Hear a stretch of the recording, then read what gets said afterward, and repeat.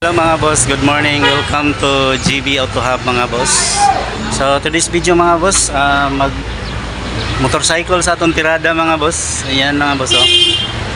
So EDB niya tong tauran karon mga boss. So tauran na to MDL mga boss, and then ato sa di tauran og kuan mga boss. Kaning rapid relay mga boss. Okay.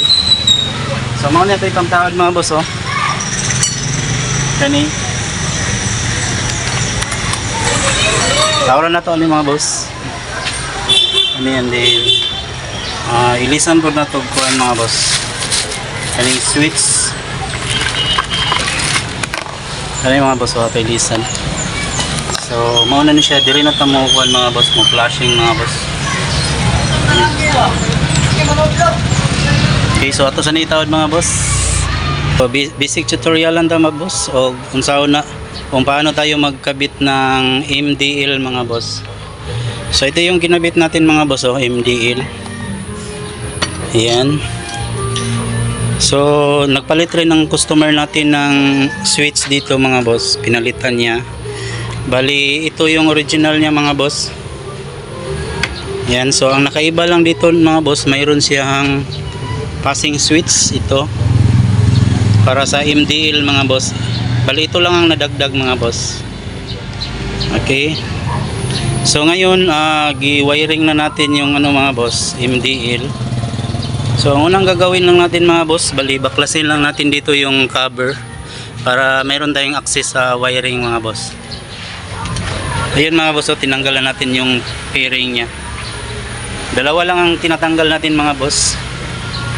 Yung dito sa itaas at saka yung dito mga boss, para meron tayong access. Okay, sa pagkakabit pala nito mga boss ng aftermarket mga boss, so hindi pala siya plug and play ito mga boss oh. Bali ito yung aftermarket mga boss, kinabit ko na ito mga boss. Bali yung itim mga boss, ito lang ang hindi plug and play mga boss. Bali dito nakalagay yung passing lights, and then dito rin nakalagay ang mga boss, yung sa signal light. So ang gagawin natin mga boss, ito lang, pinutol lang natin yung original, dahil yung original mga boss ay 4 wires, saka yung aftermarket mga boss ay na siya mga boss, 5 wires mga boss. Ayan mga boss, 5 wires. Ayan, so ang ginawa natin mga boss, pinutol lang natin yung aftermarket at saka yung original para idugtong natin dito sa harness ng aftermarket mga boss, para pag madugtong natin to mga boss, plug and play na rin siya. Okay.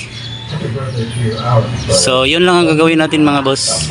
So gagamit tayo ng soldering iron at saka flexible hose, sinkable hose pala, sorry. So yun ang gamitin natin mga boss. Okay, so install na natin to mga boss.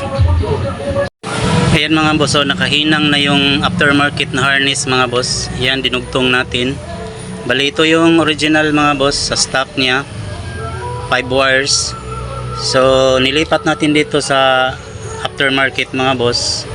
So plug and play na ito mga boss. Ayan, so hininang na natin. So kailangan nating hinangin mga boss kasi para matibay siya. Okay.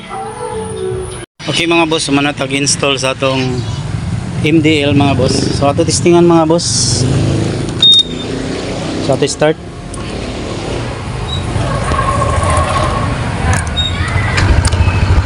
Okay, so kapandaran mga boss. So naragra tong switch mga boss oh. Ayan, so white, then yellow. Okay, so goods na ni siya mga boss. Gara mga boss oh. Yan na itong MDL. So Honda EDB atong itawran mga boss. Hindi na po siya ay horn mga boss. Tawran na itong rapid relay mga boss. Pero na so. Yan mga boss. Okay. So kung ato ibalik sa stock mga boss, pwede rasad mga boss. So ato lang i-switch ang kaniyang switch mga boss para in kaso na idakop mga boss. So back to stock ra siya mga boss. Dira mga boss. Balik ra siya sa stock. Kung ato ibalik sa rapid mga boss aftermarket, so i-on ra na to ang switch. So rapid na sad siya balik mga boss. Ayan mga boss. Okay. So dira tong switch sa MDL mga boss oh. White, ayan, yellow. So duha na ni siya ka color mga boss. Ayan. So free installation na ni siya mga boss. Dire ra mga boss oh. Nara ni sa GB Auto Hub mga boss. So nara ta atbang sa Suba Masulog Elementary School mga boss. So ganahan mo drop by, pwede rasad mga boss, and then pwede rasad ta home service. Alright, so thank you for watching. Good morning.